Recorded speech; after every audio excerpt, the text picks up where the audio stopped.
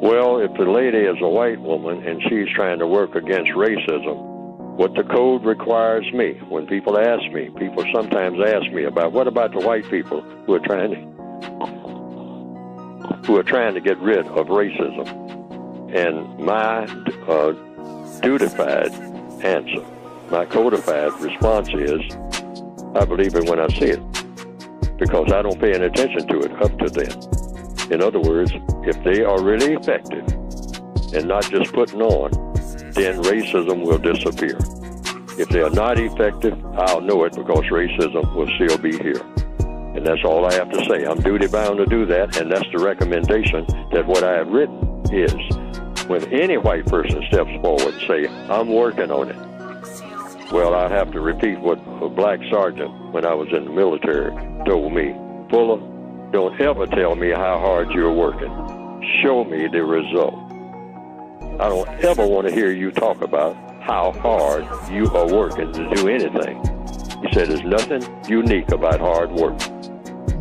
People all over the world do hard work every day. Work that will frighten you to death. Just watching them work, it will frighten you. Just looking at them work. There are people who work just that hard.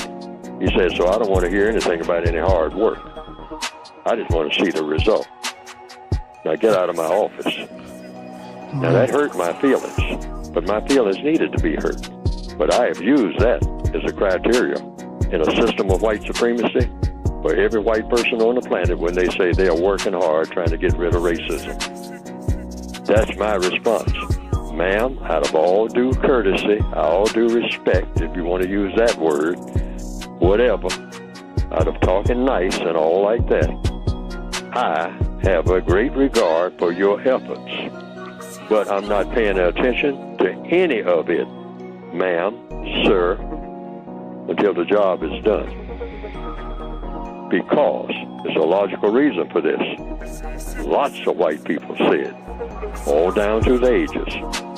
And they have people who are planted to do that, say they are working on it, that they are working hard day and night to get rid of racism. And then they wink at their comrades, other white supremacists, because that's a white supremacist trick most of the time. But you don't know whether it is or isn't. So all you can do is wait on the result. That's the recommendation that I have in every instance without exception. Don't want to hear nothing about the hard work, the sacrifices or nothing. You just want to see the result. If white supremacists are still here after they finish, then you take that as a result. It's a failure. And failure from a white person is not an option, period, in the system of white supremacy. That's hardcore code, but it's logical if you really are serious about counter-racism.